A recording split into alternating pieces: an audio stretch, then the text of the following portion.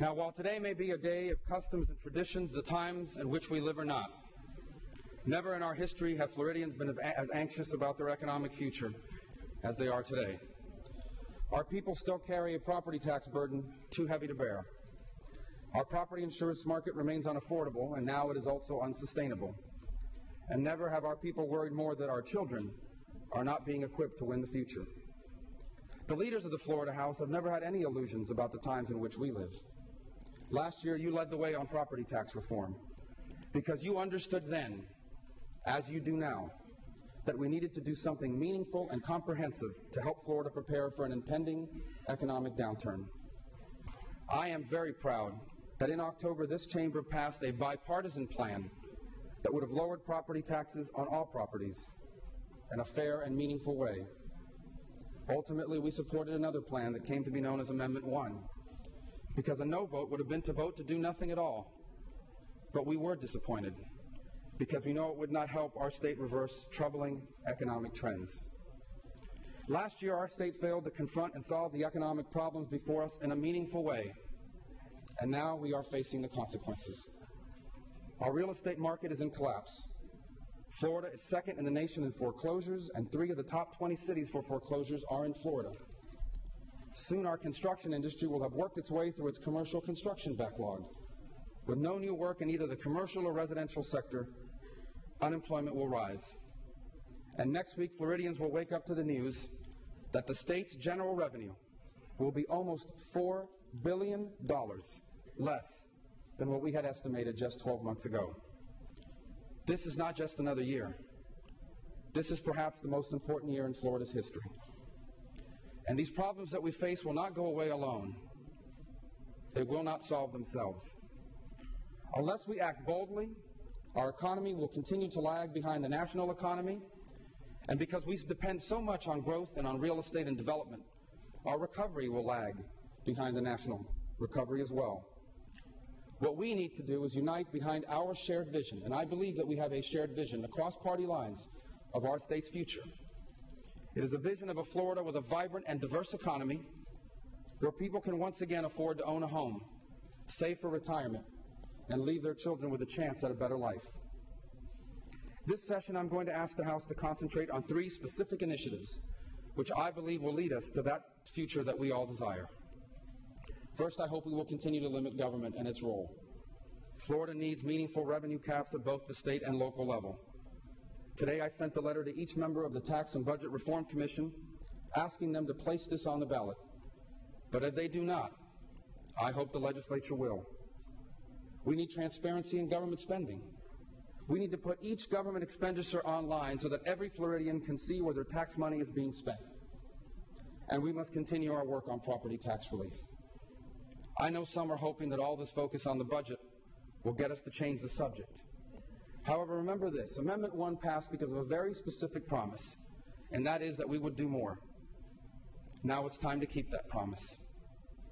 Remember this, if we do nothing, later this year the property owners of the state are going to receive a tax bill, and it's going to look a lot like the tax bill they got last year, and they are going to be upset.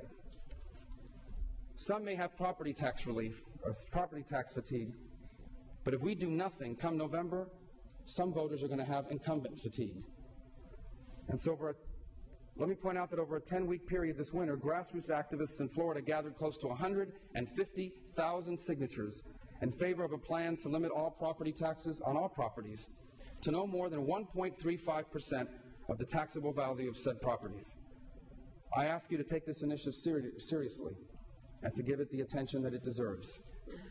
We should also deal with some of the inherent unfairness in our property tax system, items such as the presumption of correctness. We should balance our budget by living within our means.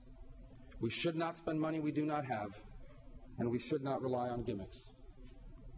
The second thing we must do is we must bring relief and reform to our unaffordable and unsustainable insurance system. Let's continue to invest in what we know works in insurance reform, mitigation and competition.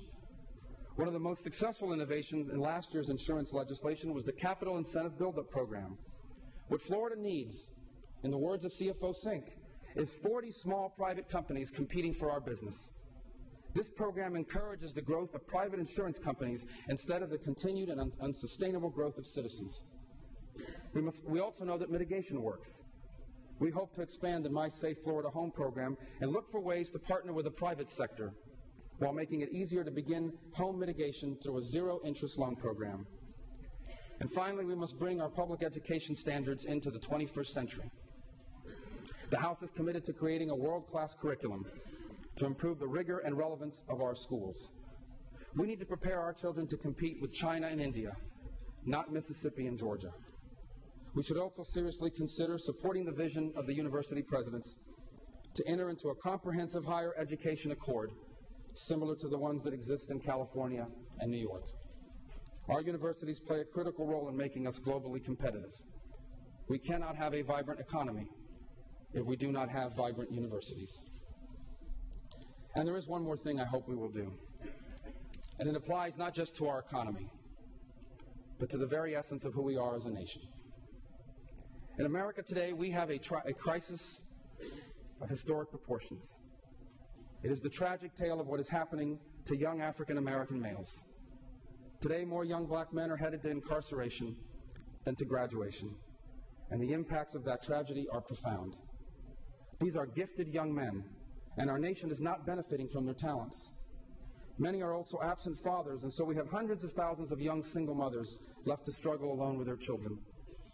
It is intolerable and unacceptable that an entire segment of our population has come to believe that the American dream is not available to them.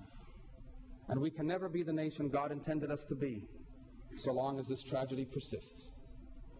Before this session concludes, I will ask this House to pass comprehensive legislation to deal with this crisis.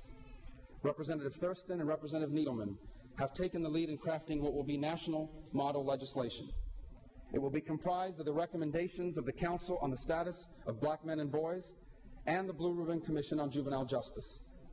In addition, I hope this package will include the creation of a children's zone in Liberty City, modeled after a highly successful program in Harlem. This legislation will be aimed at addressing the underlying conditions that affect black men and boys throughout our state.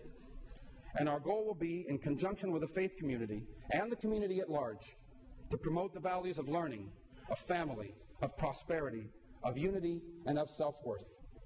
If we accomplish this, it will serve as a lesson to the rest of this nation on how to address what is truly a national crisis.